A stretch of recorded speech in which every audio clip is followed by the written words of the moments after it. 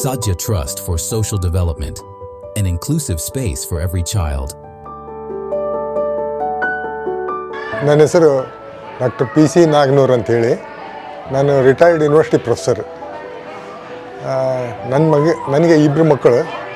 ಒಬ್ಬನು ದೊಡ್ಡವನು is about 31 years old, ಬೇರೆ ಸಣ್ಣವನು 30 ಇಯರ್ಸ್ ಓಲ್ಡ್.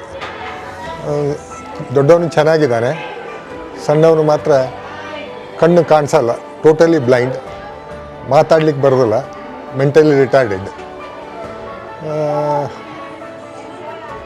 ಅವನ್ನ ಇಲ್ಲಿ ಕರ್ಕೊಂಬಂದು ಬಿಟ್ಟಿದ್ವಿ ನಾವು. Earlier to this he was in Kadambam mental health care centre Bengaluru. ಅಲ್ಲೇ ಹೆಲ್ತು ಪ್ಲಸ್ ಊಟ ಬಿಟ್ಟರೆ ಬೇರೆ ಆ್ಯಕ್ಟಿವಿಟೀಸ್ ಏನೂ ಇರಲಿಲ್ಲ. ಅಲ್ಲೊಂದು 3 ವರ್ಷ ಇದ್ದ. ಅದಕ್ಕಿಂತ ಮೊದಲು he was about 10 years in Bombay Helen Keller institute ಅಂತಂದು for blind and deaf blind school ಅಂತ ಬಾಂಬೆದಲ್ಲಿದ್ದ. As he became adult some additional problems start ಆದವು ಅವನಿಗೆ, ವಯಸ್ಕರಾದಾಗ. ಅದ್ರ ಸಲುವಾಗಿ ಮತ್ತೆ as per the doctor's advice ಅವನ್ನ ಕರ್ಕೊಂಬಂದು ಒಂದು 10 ಇಯರ್ಸ್ ಮನೆಯಲ್ಲಿ ಇಟ್ಕೊಂಡ್ವಿ. ಆಮೇಲೆ ಮನೆಯಲ್ಲಿ ಬರ್ತಾ earlier he was okay, manage ಮಾಡ್ತಾಯಿದ್ವಿ. ಬಟ್ ಟು ಆಲ್ಮೋಸ್ಟ್ ಒಂದು ಈಗ 5-6 ವರ್ಷದ ಹಿಂದ್ಗಡೆ ಮನೆಯಲ್ಲಿ ಮ್ಯಾನೇಜ್ ಮಾಡೋದು ಭಾಳ ಕಷ್ಟ ಆಯಿತು. ರೆಸ್ಟ್ಲೆಸ್ ಆಗಿಬಿಡ್ತಿದ್ದ. 2-3 ದಿವಸಗಟ್ಟಲೆ ರೆಸ್ಟ್ ಇರಲಾರ್ದಂತೆ ತಿರುಗಾಡೋದು ಮಾಡ್ತಿದ್ದ. Then I came across some information, ಹಿಂಗೆ ಕಡಬ ಮೆಂಟಲ್ ಹೆಲ್ತ್ ಕೇರ್ ಸೆಂಟರ್ ಅಂತ ಇದೆ ಬೆಂಗಳೂರಲ್ಲಿ ಅಂತೇಳಿ. ಅಲ್ಲಿ ಹೋಗಿಬಿಟ್ಟೆ ನಾನು. And it was a costly place. ಅಲ್ಲಿ ತುಂಬ ದುಡ್ಡು ಕೊಡಬೇಕಾಗಿತ್ತು.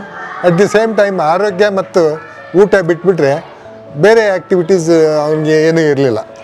ಆಮ್ಯಾಗ ಇಲ್ಲೇ ನಾನು ಹಾಸ್ಪಿಟ್ಲಲ್ಲಿ ಡಾಕ್ಟರ್ ಅಜಯ್ ಕುಮಾರ್ ಅನ್ನೋರ ಹತ್ರ ನನ್ನ ಮಗನ ಟ್ರೀಟ್ಮೆಂಟ್ ತೊಗೊಂಡು ಹೋಗ್ತಾ ಇರಬೇಕಾದ್ರೆ ಅವರು ಅವಾಗಲೇ ಹೇಳ್ತಾಯಿದ್ರು, ಆಲ್ಮೋಸ್ಟ್ 2014-15ನಲ್ಲಿ ಇಲ್ಲೇ ಒಂದು ಸ್ಕೂಲ್ ಬರ್ತದೆ, ನೀವು ರಿಟೈರ್ಮೆಂಟ್ ಆಗೋದ್ರಾಗ ಆ ಸ್ಕೂಲು ಭಾಳ ಎಸ್ಟಾಬ್ಲಿಷ್ ಆಗಿರ್ತದೆ, ಆವಾಗ ನಿಮ್ಮ ಮಗನಿಗೆ ತೊಂದರೆ ಆಗಲ್ಲ, ಕರ್ಕೊಂಬಂದು ಸೇರಿಸ್ಬೋದು ಅಂತಂದು ಹೇಳ್ತಾಯಿದ್ರು.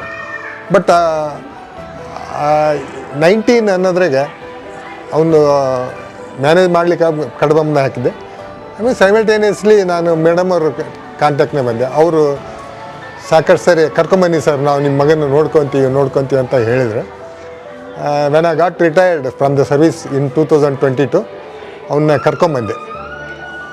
Really he was very good here.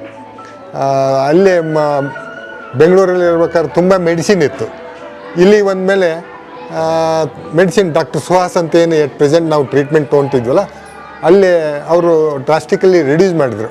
Almost ನಾವು ಎಲ್ಲಿವರೆಗೆ ಬಂತಂದರೆ ಈ ಸ್ಕೂಲ್ ವಾತಾವರಣ, ಇವರು ನೋಡ್ಕೊಳ್ಳೋಂಥ ರೀತಿ ಅದೆಲ್ಲದು ಕೂಡಿ ನನಗೆ ಕೆಲವೊಂದು ಸಾರಿ ಅನ್ಸೋದು ನನ್ನ ಮಗ ರಿಟೈರ್ಡೆಡ್ ಅಲ್ಲ ಅನ್ನೋಷ್ಟು ನಾರ್ಮಲ್ ಆಗಿದ್ದ.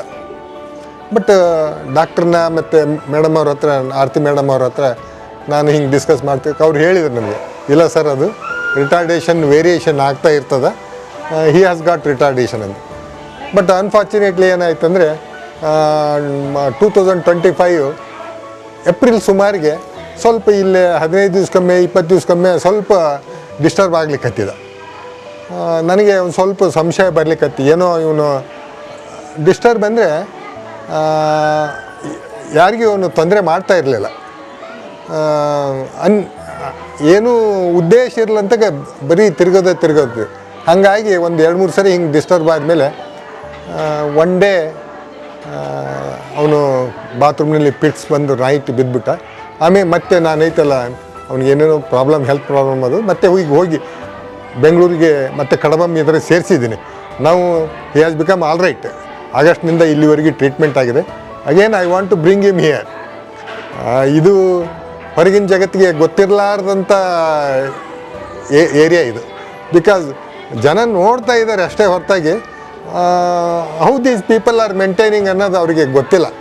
ಇದು ತಂದೆ ತಾಯಿಗೆ ಅಥವಾ ಈ ಜಗತ್ತಿಗೆ ಕೆಲಸ ಮಾಡೋ ಇದೇನಿದೆಯಲ್ಲ, ಇದು ಒಂದು ಜಗತ್ತಿಗೆ ಗೊತ್ತಿರಲಾರ್ದಂಥದ್ದು ಈ ವಿಷಯ.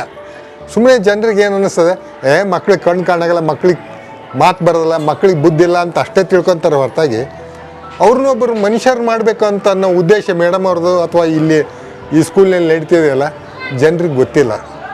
ಭಾಳ ಒಂದೊಂದು ಸಾರಿ ತಂದೆ ತಾಯಿಗೆ ತಮ್ಮ ಮಕ್ಕಳನ್ನೇ ನೋಡ್ಕೊಳ್ಳಿಕ್ಕೆ ಕಷ್ಟ ಆಗ್ಬಿಡ್ತು, ಒಬ್ಬೊಬ್ಬ ಮಕ್ಕಳನ್ನೇ. ಬಟ್ ಅಂಥವ್ರು 350 ಜನನ ಒಂದು ಕಡೆ ಸೇರಿಸ್ಕೊಂಡು ಅವ್ರಿಗೆ ನೀರು ಕುಡಿಲಿಕ್ಕೆ ಬರೋಲ್ಲ, ಊಟ ಬಾಯಲ್ಲಿ ಇಟ್ಕೊಳ್ಳಿಕ್ಕೆ ಬರೋದಿಲ್ಲ, ಈ ಯೂರಿನಲ್ಸ್ ಬಂದರೆ ಹೇಳೋದಿಲ್ಲ ಅಥವಾ ಟಾಯ್ಲೆಟ್ ಬಂದಿದೆ ಅಂದರೆ ಹೇಳೋದಿಲ್ಲ. ಅಂಥವ್ರನ್ನೆಲ್ಲ ಕೈಯಾರೆ ನಾನು ನೋಡಿದ್ದೀನಿ. ಇಲ್ಲಿ ಎಷ್ಟೋ ಸರಿ ನಾನು ಒಂದು 2.5 ವರ್ಷ ಅವನು ಇಲ್ಲಿ ಇರಬೇಕಾದ್ರೆ ಸಾಕಷ್ಟು ಸರಿ ಸ್ಕೂಲಿಗೆ ಬಂದಿದ್ದೀನಿ. ನಾನು ಎಲ್ಲ ಆ್ಯಕ್ಟಿವಿಟೀಸ್ ಎಲ್ಲ ನೋಡಿದ್ದೀನಿ.